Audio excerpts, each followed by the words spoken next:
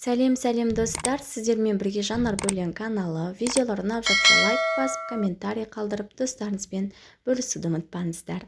Ал бүгін сіздермен біз шарлотка емес, яғни алмадан емес, мандариннен бәліш жасайтын боламыз. Жасап көруге кеңес беремін.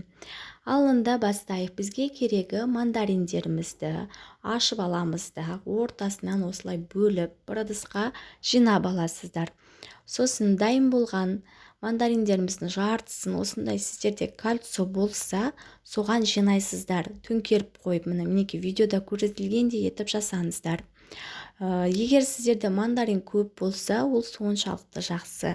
Ал менде аз болғандықтан мен көлемін кішірейттім. Сосын ыдысын алдым да, ыдысқа 2 жұмыртқамды жарып, 150 грамм қантымды қосып миксерлей бастадым. Қанты ерігенше, егер сіздерде блендер болса, сонымен жасасаңыздар өте тез болады екен. Сосын 2 дана мандаринді алып қалған едім, соны қостым. 150 грамм су және 150 грамм сұйық майымды құйып бірге миксерледім.